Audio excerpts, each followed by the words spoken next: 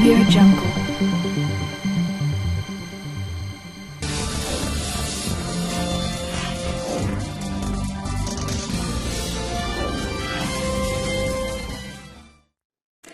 नमस्कार, स्वागत है आप सभी का देश देशांतर में। मैं हूं प्रीति सिंह। संसद और सभी राज्य विधानसभाओं की कार्यवाही को एक ही डिजिटल प्लेटफॉर्म पर लाने की तैयारी चल रही है और सदनों की कार्यवाही का सीधा प्रसारण मोबाइल ऐप पर देखा जा सकता है।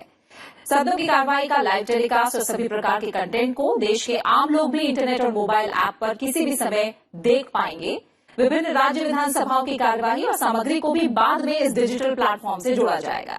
असम विधानसभा के पूर्व अध्यक्ष हितेश गोस्वामी की अध्यक्षता में एक ई विधान समिति को देहरादून में आयोजित पीठासीन अधिकारियों के सम्मेलन में इस संबंध में एक रिपोर्ट पेश करने के लिए कहा गया था और इसने अपनी रिपोर्ट सौंप दी है। 15 अगस्त के बाद पीठासीन अधिकारियों के अगले सम्मेलन में इस रिपोर्ट पर स्वीकृति ली जाएगी और इस दिशा में तेजी से काम आगे बढ़ाया जाएगा। इस प्रस्ताव को क्रियान्वित करने की कार्ययोजना तैयार की जा चुकी है। लोकसभा अध्यक्ष ओम बिरला ने बताया है कि लोगों तक संसद से जुड़ी ज्यादा से ज्यादा जानकारी पहुंचाने के लिए ऐप बनाई जा रही है और इस ऐप में संसद टीवी का लाइव प्रसारण तो उपलब्ध होगा ही, संसद की जो पुरानी कार्यवाही है और उससे जुड़े दस्तावेज है उनका भी पूरा लेखा जोखा मौजूद रहेगा। इसके अलावा संसद में ब्रिटिश काल से अब तक जितने भी वाद विवाद हुए हैं उसे आम नागरिकों को सहज रूप से उपलब्ध कराने की कोशिश हो रही है। साथ ही उन्होंने कहा कि संसद लाइब्रेरी में 1854 से लेकर अब तक के कई दस्तावेज उपलब्ध हैं और अब तक 10वीं से 17वीं लोकसभा में हुए वाद विवाद को डिजिटल कर दिया गया है और इस साल तक एक तरह से 167 साल के दौरान हुए वाद विवाद को डिजिटल स्वरूप में वेबसाइट पर उपलब्ध करा दिया जाएगा।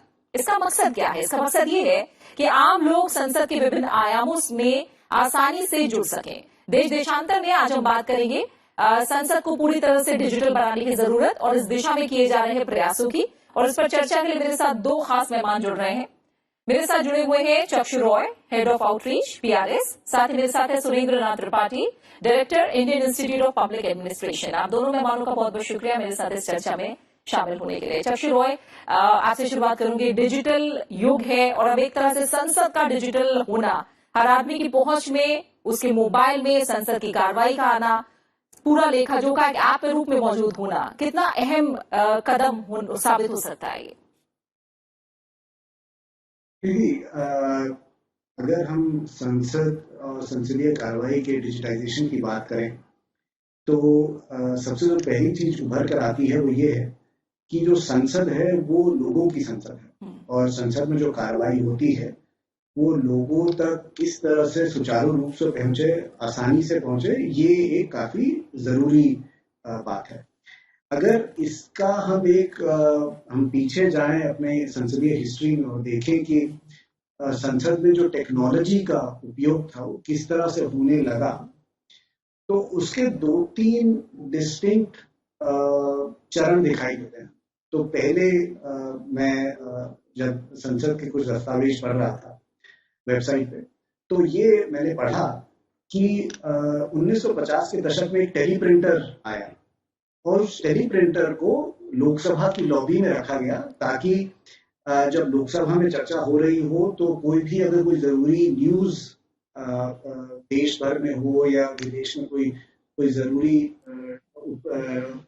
इवेंट हुआ हो तो उसकी जो खबर है वो लोकसभा में एकदम जल्दी पहुंच सके। तो जो पहला चरण और डिजिटाइजेशन था वो इसलिए था ताकि संसद सदस्यों को ज्यादा से ज्यादा इंफॉर्मेशन उपलब्ध कराई। उसके बाद जो डिजिटाइजेशन आया वो इसलिए था ताकि संसद की जो अपनी कार्रवाई है, संसद का जो अपना सेक्रेटेरिएट है, 1980 के दशक में जब कंप्यूटर आने लगे और पार्लियामेंट लाइब्रेरी के लिए जो कंप्यूटर आए, तो उसका मकसद ये था कि संसद अपनी कार्रवाई को, अपने सेक्रेटेरिएट को एक सुचारू रूप से चला सके। उसके बाद एक और डिजिटाइजेशन का चरण आया और वो ये था कि संसद की कार्रवाई को ऑल इंडिया रेडियो पर और उसके बाद दूरदर्शन पर दिखाया जा रहा है। उसका मकसद ये था कि अब तक जो संसद में काम हो रहा था वो सिर्फ उन लोगों तक सीमित था जो कि संसद के अंदर थे या फिर अखबार पढ़ रहे थे, और रेडियो और टीवी पे आने से आम आदमी तक ये चीजें पहुंचने लगी। अब ये चौथा चरण आ कि जो हमने पिछले 60 दशकों में किया है उन सबको सम्मिलित कर दिया जाए तो संसद सदस्यों के लिए आसानी से सामग्री आ सके, इंफॉर्मेशन आ सके, संसद का काम सुचारू रूप से चल सके, संसद सदस्य अपने नोटिस आराम से दे सके, और जो सिटीजन है जिसका रिप्रेजेंटेशन होता है संसद में, वो भी इन सारे कामों को एक पारदर्शी तरीके से देख सके। तो हमारी संसद के लिए ये डिजिटाइजेशन एक बहुत ही अहम कदम है हमारी संसद को लोगों तक पास ले जाने के लिए। ये मुझे लगता है कि ये सबसे बड़ा कदम जो अनाउंस किया गया है पीठासीन अधिकारियों की रिपोर्ट के अंदर, ये सबसे बड़ा कदम उस तरफ है। बिल्कुल बिल्कुल।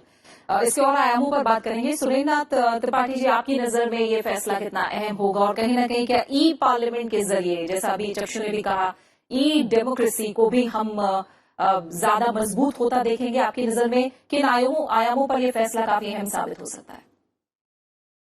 जैसा हमारे पूर्व वक्ता ने बताया कि संसद विचारों के आदान प्रदान का मंच है हमारे चुने हुए प्रतिनिधियों द्वारा, जो चाहे राज्यसभा में हो, चाहे लोकसभा में हो, चाहे देश की विधानसभाओं में हो या विधान परिषदों में हो। इन चारों श्रेणी के जो पब्लिक रिप्रेजेंटेटिव हैं, इनका कार्यकलाप डिजिटल हो, इनको सूचनाएं डिजिटली मिलें, और इनके जो अचीवमेंट्स हैं, जो पार्लियामेंट में जो डिबेट के माध्यम से, कमेटी के माध्यम से, प्रश्नों के माध्यम से, उत्तर के माध्यम से, सबमिशन के माध्यम से या कॉलिंग अटेंशन के माध्यम से, जितने इस संसदीय प्रतिनिधि जो पद्धति है, उसका डिजिटलाइजेशन अभी तक उस तरह से नहीं हुआ था जिस तरह से होना चाहिए था। जैसा आप जानते हैं, कंप्यूटर खरीद कोई डिजिटल नहीं हो जाता जी।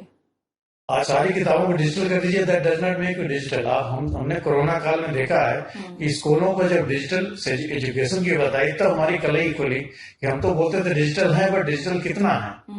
डिजिटल के लिए जो एक इकोसिस्टम चाहिए, अब हमें खुशी है कि भारत सरकार ने इस दिशा में एक बहुत महत्वपूर्ण कदम उठाया है। शायद आपको मालूम होगा, नेशनल ई विधान एप्लीकेशन एक बना हुआ है जो मिनिस्ट्री ऑफ पार्लियामेंट्री अफेयर्स ने बनाया हुआ है, जो कि हिमाचल प्रदेश में ट्राई भी किया गया है। संसद के दोनों सदनों में इसका ट्रायल परीक्षण हुआ।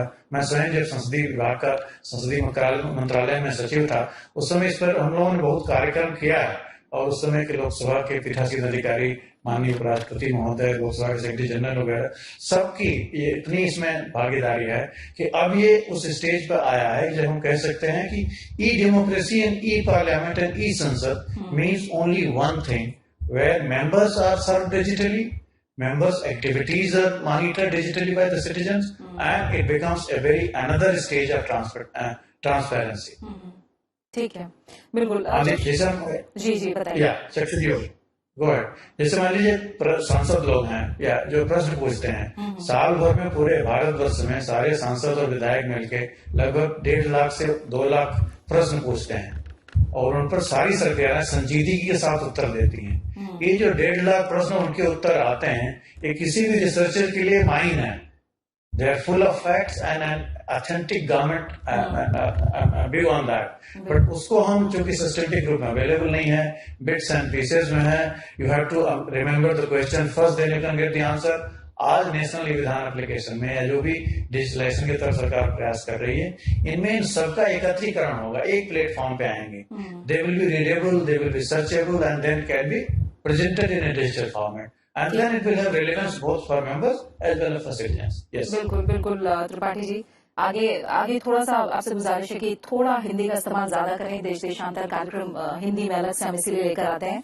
चक्षु, जैसा अभी सुरेंद्र जी ने जो पॉइंट उठाया रिसर्च को लेकर, मैं अगर अलग अलग पहलुओं पर बात करूं तो रिसर्च को लेकर जब हम पार्लियामेंट की या संसद की कार्रवाई की बात करते हैं या विधानसभा की कार्रवाई की बात करते हैं, हम जानते हैं जो संसद की लाइब्रेरी है उसमें कितना भारी भरकम डेटा अभी मौजूद है, लेकिन उसका डिजिटल रूप में सबके सामने मौजूद होना, खासकर जो रिसर्च से जुड़े हुए छात्र हैं या जो इस मामले में शोध ज्यादा करना चाहते हैं, उनके सामने अभी तक किस तरह के चैलेंजेस आते थे और इससे कितनी मदद मिलने वाली है? देखिए, आपने ये काफी अहम सवाल उठाया है। अब देखिए, आप रिसर्च की बात कर रही है, पर चलिए रिसर्च को एक मिनट के लिए थोड़ा साइड रख देते हैं। ठीक है। अब ये डिजिटाइजेशन से फायदा क्या होगा? मेरे जैसे रिसर्चर्स को फायदा होगा, बट मान लीजिए आपका जो चैनल है, अगर वो चाहता है कि वो एक प्रोग्राम बनाए कि पिछले 75 सालों में संसद में क्या क्या बदलाव आया, आपके लिए भी फायदा होगा। आप रिसर्चर तो नहीं है, बट आप एक ऐसा प्रोग्राम बनाए कि भाई 75 साल हो गए हैं हमारे डेमोक्रेसी को, तो उसमें संसद किस तरह से बदली, संसद का क्या योगदान रहा, तो आप भी उस डिजिटल एसेट का इस्तेमाल कर पाएंगे। जो लाइब्रेरी की चीजें डिजिटल में है उसका आप इस्तेमाल कर पाएंगे। दूसरा क्या होगा, हम अपने देश की संसद को बेहतर कैसे समझें, ये काम तब होगा जब ये सारी चीजें अलग अलग तरह के लोगों को मिलेंगी। त्रिपाठी जी काफी साल से सर्विस में रहे हैं, उनका उस इंफॉर्मेशन को देखने का एक अलग नजरिया होगा। आप मीडिया में हैं, आपका एक अलग नजरिया होगा उसी डिजिटल या डिबेट को देख के एक उसको क्रम में बनाने का। मैं एक रिसर्चर हूँ, मैं एक शोधकर्ता हूँ, हो सकता है मेरे को ये लगेगा कि भाई मैं देखना चाहता हूँ कि 1960 से 70 के दशक में संसद में किस तरह का डिबेट होता था, तो उसकी जानकारी मुझे वहां से मिल जाएगी। तो मैं उस पर कुछ शोध पत्र लिखूंगा जिससे हम सभी को ये मालूम पड़ेगा कि संसद ने क्या क्या काम किया। तो एक तो ये चीज हो गई कि अलग अलग लोग जब उसी चीज को अलग अलग नजरिए से देखेंगे तो जो सामान पैदा होगा, जो कंटेंट उससे निकलेगा, वो सभी के लिए उपयोगी होगा। ये पहला सवाल। दूसरा, त्रिपाठी जी कोविड काल की बात कर रहे थे। अब हम सभी लोग अपने अपने दफ्तर नहीं जा पा रहे थे, लाइब्रेरी नहीं जा पा रहे थे, तो क्या वो जो लाइब्रेरी का जो उतना अच्छा इंफॉर्मेशन है, क्या वो लोगों को अवेलेबल नहीं होना चाहिए? तो ये जो डिजिटलाइजेशन है, चाहे मैं घर पे बैठा हूं, मैं ऑफिस में बैठा हूं, मैं लाइब्रेरी में नहीं जा सकता, मेरे लिए अवेलेबल रहेगा। तीसरा, आप अपने बच्चों को कैसे बताएंगे, जो अगली पीढ़ी है उसको आप कैसे एजुकेट करेंगे? एक एजुकेशन वो होती है कि भाई आपने किताब में पढ़ लिया और आपने ये देखा कि भाई किसी ने लिखा है संसद ऐसे काम करती थी या संसद में ये हुआ। और दूसरा ये होगा कि जो हमारी नई पीढ़ी आ रही है वो इतनी कंफर्टेबल है मोबाइल यूज करने में, कंप्यूटर यूज करने में, वो खुद से ये देख पाएंगे कि संसद में डिबेट क्या था। लोग एक दूसरे को ये कह पाएंगे कि मैंने पढ़ा था कि प्रधानमंत्री ने 1980 में क्या कहा था या 1990 में क्या था। तो ये हमारा जो सोसाइटी का डिबेट है वो पार्लियामेंट में रिफ्लेक्ट होता है, और वही डिबेट जब लोग आसानी से उसको ढूंढ पाएंगे, पढ़ पाएंगे, तो वो ये कह पाएंगे कि देखिए जब अंग्रेज लेजिस्लेटिव काउंसिल चलाते थे और इंडियन पीनल कोड पास हो रहा था तो लोगों ने क्या कहा, और अब जब बदलाव की जरूरत है तो मैं किस तरह का बदलाव होना चाहते हैं। तो जो लेवल ऑफ डिबेट है सोसाइटी में, जब ज्यादा इंफॉर्मेशन पार्लियामेंट से हमें मिलेगी तो वो लेवल ऑफ डिबेट भी बढ़ेगा। ठीक है, बिल्कुल। सुरेंद्र जी, क्या कहीं ना कहीं जो पॉइंट्स आपने और चक्षु रॉय ने उठाए हैं उनसे हम क्या ये भी माने, क्योंकि ज्यादा से ज्यादा जब आम नागरिकों से संसद जुड़ेगी और धीरे धीरे समय के साथ जो विधानसभाएं उनकी कार्यवाही भी यानी सीधे तौर पर जनता से जुड़ने का काम होगा, तो माने क्या कि सांसदों के जो काम की समीक्षा है वो भी कहीं ना कहीं ज्यादा होगी, और वो ट्रांसपेरेंसी के साथ साथ जिम्मेदारी भी, एक तरह से जवाबदेही भी हमें ज्यादा नजर आ सकती है क्या कहीं ना कहीं? 100%। इनफैक्ट इसमें कोई संदेह ही नहीं है। इनफैक्ट संसद का तो निर्माण ही नागरिक करते हैं, बी द पीपल। हमने शुरू में संविधान में कहा कि हम भारत के लोग अपने लिए एक ऐसा संविधान बनाते हैं जिसके तहत एक संसद होगी, और संसदीय लोकतंत्र हमने स्थापित किया। संसदीय लोकतंत्र के मूल में ही ये जनतंत्र है, जनता का तंत्र है। तो जनता की आवाज से, जनता के वोट से, जनता के विश्वास से तो एक प्रतिनिधि बनते ही हैं, उसमें तो कोई संदेह है ही नहीं। लेकिन जब ये संसद के अंदर हमारे चुने हुए निर्वाचित प्रतिनिधि काम करते हैं, उस समय इनके विधायी कार्य में इनके योगदान, सरकार के ऊपर जो दृष्टि रखने का योगदान, कमेटीज में बहुत सारे प्रश्नों के माध्यम सरकार को उत्तरदायी करने का जो तरीका है, इसको देखकर उनके नागरिक, उनके वोटर या भारत के जनसाधारण सभी अपने को भागीदार मानेंगे, और सांसदों को भी अपनी योग्यता दिखाने का नहीं, जो योग्य हैं, जो काम करते हैं, उसको भी जनता के सामने पारदर्शी तरीके से ले जाना पड़ेगा। जैसे आप देख रहे हैं संसद में डिबेट होती है, जैसे किसी मंत्री ने या किसी सांसद ने अपना प्रश्न या वक्तव्य दिया, उसकी कटिंग या क्लिपिंग आप यूट्यूब पे छोड़ते हैं, तुरंत वो सर्कुलेट होती है, कभी कभी वायरल हो जाती है, कभी कभी पॉपुलर हो जाती है। तो इस तरह सांसद महोदय ने क्या कहा या किसी हमारे निर्वाचित प्रतिनिधि ने विधानसभा में, विधान परिषद में या संसद में क्या कहा, वो जनता को जानने का भी हक है, जनता को जताने का भी हक है एक। और दूसरे, ट्रांसपेरेंसी का मतलब इनफैक्ट संसद में होता क्या है, संसद में वाद विवाद से ही समाधान तो होता है। अगर इस वाद विवाद की पृष्ठभूमि, हम पूरे डिबेट को नहीं सुनेंगे, डिबेट के पूरे पृष्ठभूमि में नहीं जाएंगे, जनता को भी उसको एनालिसिस करने में प्रॉब्लम होगी। और जो रिसर्चर्स हैं या जो एकेडमिशियन है या जो मीडिया है, कभी कभी गलत तथ्यों पर समाचार चले जाते हैं। आप देखते होंगे लोग खंडन करते हैं, नहीं मैंने ऐसा नहीं कहा था या मेरा ये मतलब नहीं था। आप जो डायरेक्ट डेमोक्रेसी आ रही है, डिजिटल डेमोक्रेसी है, जिसमें मीडिया है, सोशल मीडिया है, पत्रकार हैं, रिसर्चर्स हैं, and huge lot of people, because संसद केवल सांसद विधायिका का काम नहीं करती है, समाज, सरकार और बाजार तीनों के नियंत्रण का काम भी करती है। जनता अपने निर्वाचित प्रतिनिधियों से समाज, सरकार और बाजार तीनों के न केवल नियंत्रण की अपेक्षाएं करती है, पर इसके लिए उचित कानून और प्राविधान बनाने की उम्मीद रखती है। इसलिए इनका योगदान, जो संसदीय लोकतंत्र का योगदान है, वो जनता के सहयोग से, और जब ये डिजिटल हो जाएंगे तो जनता को उसमें और भागीदारी लेने का मौका मिलेगा। जैसे माईगॉव इनिशिएटिव है, नेवा इनिशिएटिव, उसी तरह। ठीक है।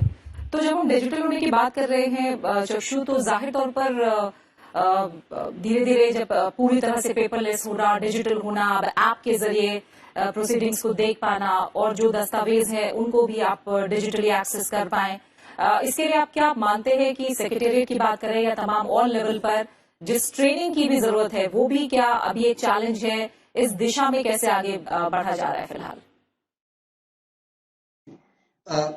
प्रीति, ये मुझे ये लगता है कि जो सेक्रेटेरिएट का जो काम है जी, वो किसी भी विधायिका में सबसे जरूरी काम रहता है। तो अभी तक क्या होता था कि जो हमारे डिजिटाइजेशन के जो एफर्ट थे वो इतने सक्सेसफुल इसलिए नहीं हो पाते थे क्योंकि जो सेक्रेटेरिएट था, अगर मान लीजिए जैसा त्रिपाठी साहब ने अपने ओपनिंग रिमार्क्स में कहा था कि अगर कंप्यूटर आ जाता है तो इसका मतलब ये नहीं कि डिजिटाइजेशन होता है। तो डिजिटाइजेशन के लिए जरूरी क्या है कि जो काम करने का आपका तरीका है उसका जो हर पड़ाव है वो डिजिटल हो जाए। जैसे कि कई राज्य की विधानसभाओं में ये देखा गया था कि डिजिटल होने का तरीका बड़ा अलग था कि मान लीजिए जो बुलेटिन आती थी या जो डिबेट आती थी, पहले उसको टाइप किया जाता था कंप्यूटर पे, उसके बाद उसको प्रिंट किया जाता था, उसके बाद उसको स्कैन किया जाता था, स्कैन करने के बाद उसको वेबसाइट पर डाला। अब वो जो स्कैन करने के बाद आपने उसको वेबसाइट पर डाला तो वो किसी के लिए फायदेमंद नहीं हुआ, क्योंकि एक तो पहले तो फाइल बड़ी हो गई, पढ़ना दिक्कत हो गया, और उसके अंदर से आप उस फाइल के अंदर कुछ सामान अगर आप ढूंढना चाहते थे तो वो ढूंढने में मुश्किल होती थी। बट अगर आप हर प्रोसेस को डिजिटल कर देते, डिबेट की रिकॉर्डिंग से लेके, ट्रांसक्रिप्शन से लेके, जो आपका जर्नलिंग ब्रांच है जो उसको ट्रांसलेट करता है, उसको जो फाइनली ऑनलाइन करता है, अगर वो सारा प्रोसेस डिजिटल होता तो आपका जो डिजिटाइजेशन एफर्ट है उसको सक्सेसफुल माना। अब जो बात आई है वो ट्रेनिंग की, वो ये है कि हर जगह पर, हर विधानसभा में एक अलग अलग लेवल ऑफ जिसे कहते हैं सोफिस्टिकेशन है ऑफ टूल्स। अब अगर पार्लियामेंट को देखा जाए तो पार्लियामेंट में जिस तरह के टूल इस्तेमाल किए जाते हैं उसमें सेक्रेटेरिएट का भी काम काफी आसान होता है, और उसमें संसद सदस्य को भी पहले क्या होता था, मान लीजिए जब तक संसद नहीं था तो संसद सदस्य 9:30 बजे संसद भागते थे कि भाई वो नोटिस बॉक्स के अंदर उनको अपने 9:30 बजे तक नोटिस डालना होता है। अब आप क्या कहते हैं, अपना नोटिस ऑनलाइन डाल सकते हैं, आपको ओटीपी आता है, आप ओटीपी डाल के अपना नोटिस डाल सकते हैं। तो और ये संसद एक दिन में नहीं कर पाएंगे, इसमें जो ट्रेनिंग रही है वो संसद सदस्यों की रही है, संसद सदस्यों के जो निजी सहायक हैं उनकी ट्रेनिंग हुई है, संसद ने अपने ऑफिसर्स की। तो ये जो हम एक डिजिटाइजेशन का स्टेप सोच रहे हैं, इसमें ट्रेनिंग एक बहुत ही अहम भूमिका निभाएगा, और ये जो ट्रेनिंग है वो सिर्फ एक बार नहीं हो, जब भी आपका कोई भी आपके सचिवालय में या आपके सेक्रेटेरिएट में नया भर्ती होकर आएगा उसको आपको ट्रेन करना। तो ये जो ट्रेनिंग का प्रोसेस है डिजिटाइजेशन के लिए ये ऑनगोइंग रहेगा, क्योंकि टेक्नोलॉजी बदलेगी, लोग बदलेंगे। तो ऐसा नहीं है कि हमने एक बार सबको ट्रेन किया उसके बाद खत्म हो गई बात। ये प्रोसेस एक कंटिन्यूअस प्रोसेस है। ठीक है। और सुनील जी, जब हम डिजिटल होने की, ऐप पे आने की बात कर रहे हैं, और हम जानते हैं कि जो भारत की संसद है उसकी लाइब्रेरी एक तरह से दुनिया की सबसे बड़ी लाइब्रेरी है। इसमें 1854 से लेकर अब तक का सारा ब्यौरा विस्तृत रूप से रखा गया है और अब इसे पूरी तरह से डिजिटल किया जा रहा है। साथ ही ऐप पर तमाम चीजें लाना, राज्य विधानसभाओं को भी इससे जोड़ना, ये हो सकता है हमें कहने में आसान लग रहा हो, लेकिन इसके पीछे आप किस तरह के चैलेंजेस देखते हैं, किस तरह की चुनौतियां हैं जो रही होंगी या आगे आएंगी?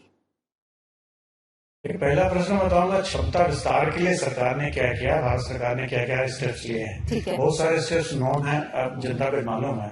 बिकॉज किसी भी सिस्टम को डिजिटलाइज करने के लिए people, process, technology and governance, चारों चीजों पर ध्यान देना पड़ता। अदरवाइज रिपीटिंग द सेम, जो हम जैसे करते थे हम तब भी वैसे ही करेंगे, तो वो डिजिटलाइजेशन नहीं होगा। डिजिटल, इसीलिए हम बोलते हैं बिजनेस प्रोसेस री इंजीनियरिंग होनी चाहिए, और हुई भी है। एक दूसरा, जैसा आपने बताया, क्षमता विस्तार के लिए डिजिटल होने से फायदे क्या होंगे, नुकसान क्या है। नुकसान तो कुछ है नहीं, तो पेपरलेस होना सबसे अच्छी चीज है। जो सबसे बड़ा फायदा ये होगा कि मान लीजिए एक सांसद महोदय पीडीएस पर क्वेश्चन करना चाहते हैं कि हमारे राज्य में पीडीएस में one nation one ration card में कितना कवरेज हुआ, ओनली उदाहरण स्वरूप।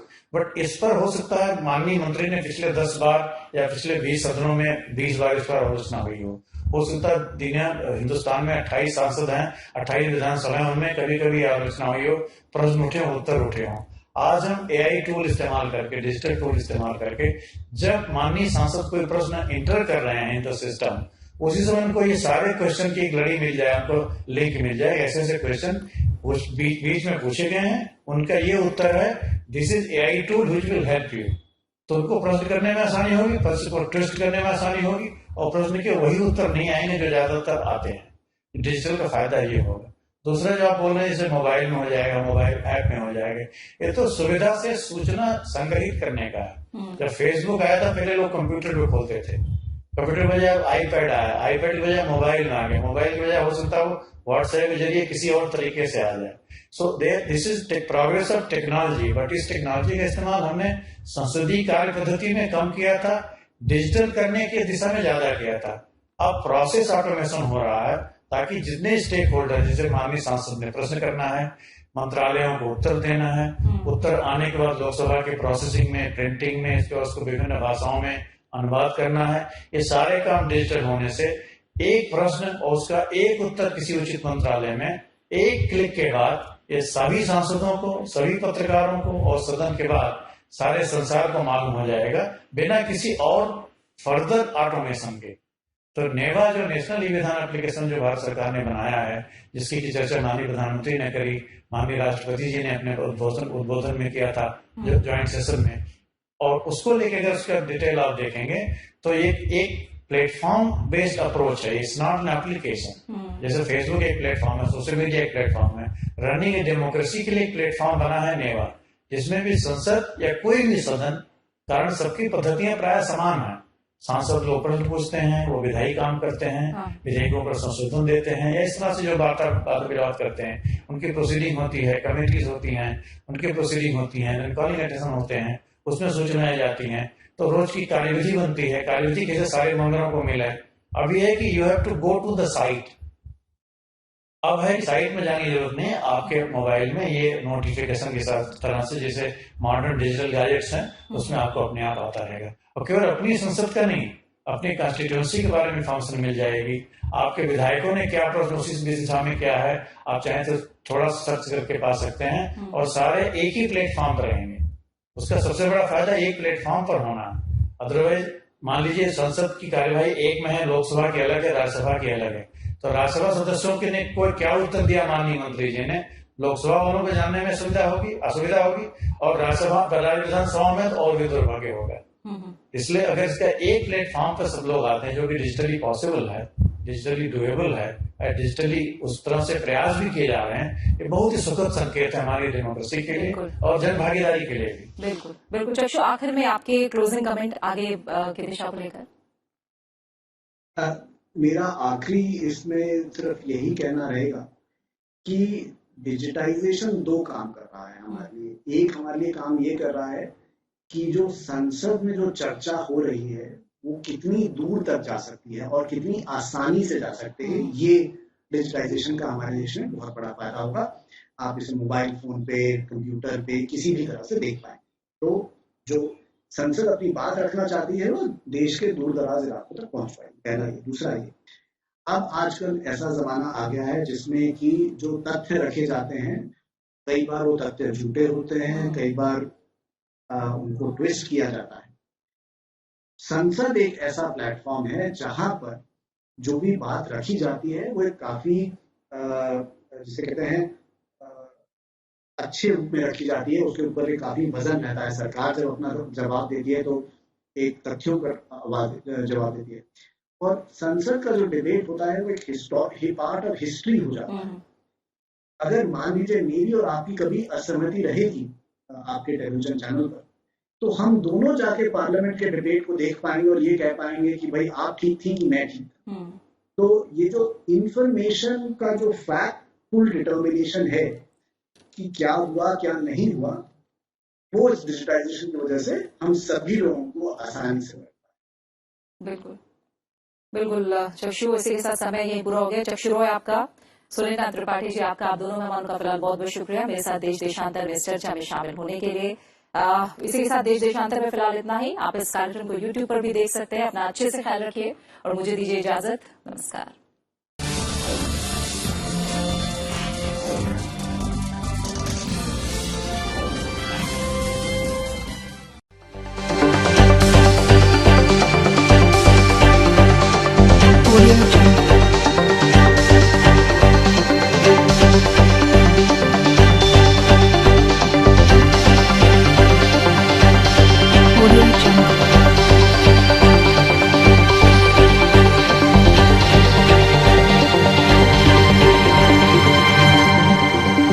Audio Jungle.